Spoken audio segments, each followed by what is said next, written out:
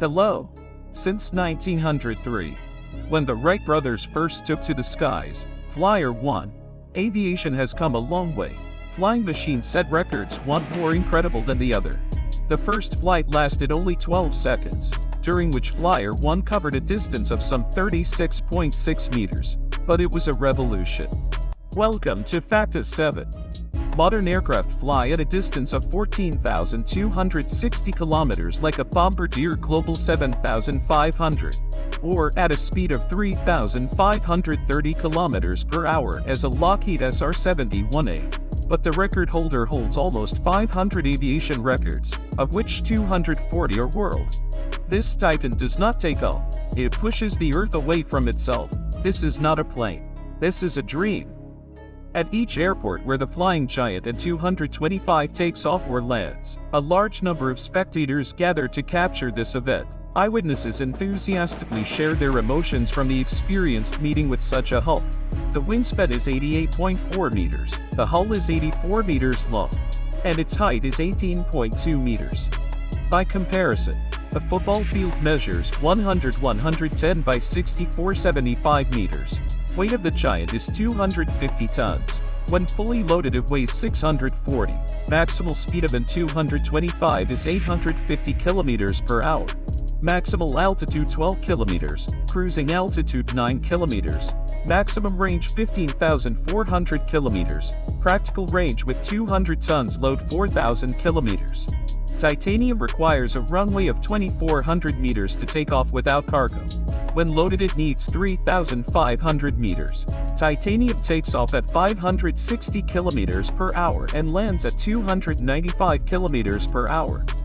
An interesting fact: the length of the Embraer cargo compartment is longer than the very first aircraft in the world flew, and resembles an aircraft hangar. A pressurized cabin 43 meters long can accommodate another aircraft without any problems, or a train accommodates a Boeing 737 body. The engines on the N225 are jet, D18T, and they are also not small. With a diameter of more than 2 meters, heavyweights weigh 4,100 kilograms. There are 6 of them in total. Each in takeoff mode develops thrust of more than 23 tons. The truth is the monstrous dimensions of the N225, and the fact that the landing gear of this aircraft leave marks on the runway, and do not allow many airports to accept it. By the way, Embraer has a unique 7-row main landing gear, 2 racks with 2 wheels in each row. The cost of each tire is about $1,000, and there are 32 in total, 4 on 2 front supports, and 28 on the main ones. They need to be changed every 90 landings. Interesting fact: the 4 rear wheel posts can swivel to turn the giant 180 degrees on a platform only 56 meters wide.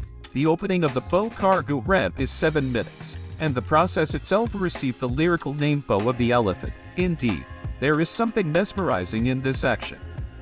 The elephant eats a lot, 16 tons of fuel per hour at cruising speed, and it can take up to a day and a half to refuel with lunch. And the huge thing doesn't just take off. It dives pretty fast into the sky, flaps down, and goes into high altitude. Why was such a giant created? At one time the Soviets were working on the spiral system. The idea was that a powerful aircraft would accelerate to 6 times the speed of sound, with a manned orbital spacecraft on its back. Such a rider would launch from the booster at an altitude of 2830 kilometers. It never made it to flight test. But with the help of the Spiral project, the idea was born to create an ultra-large transport jet. The plane was supposed to lift at least 250 tons.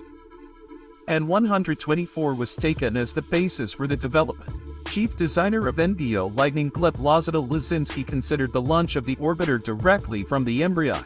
But this system remained in the sketches. By the way, an interesting story came out with the name of the aircraft. The workers jokingly called him 1.5 Ruslana or Lucy, because they thought that the high-winger would be called the hero of a fairy tale. But no, the brainchild of Antonov is not just the names of legendary heroes. They contain the letter combinations N, which is a corporate brand for all aircraft of this manufacturer. But Antonov's successor, Pyotr Balabu, surprised everyone and gave the command to put on board the N225. Unusual name Embraer on the night before the memorable day, just a few hours before the grand rollout. First flight took place on May 3, 1989.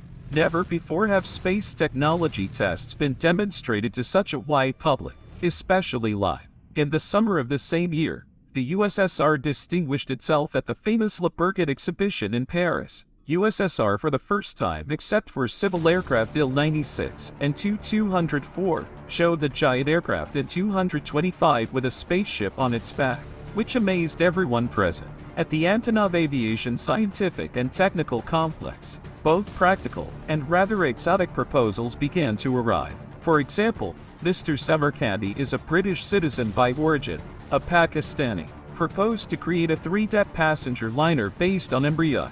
He proposed to place 2 decks in the cargo compartment, and the third in place of the accompanying cabin. It was proposed to create huge cabins for businessmen and a cabin for the newlyweds, with showers and other amenities, various salons, shops, duty-free, and casinos. Proposed route: Sydney, London, Tokyo, Sydney.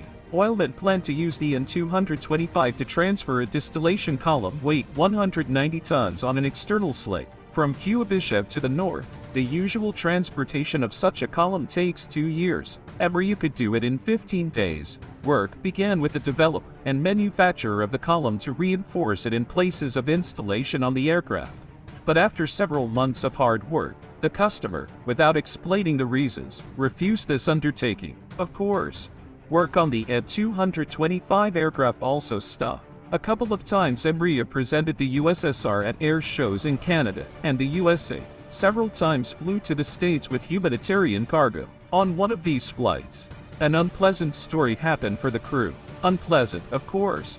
Putting it mildly, the plane was over the Atlantic Ocean when one of the extreme engines failed. Of course, fuel consumption increased, and the fuel system has not been fully tested. In reality, no one knew how much fuel was left in the tanks when approaching America. It became clear that the fuel was running out, and there were not enough life jackets for everyone.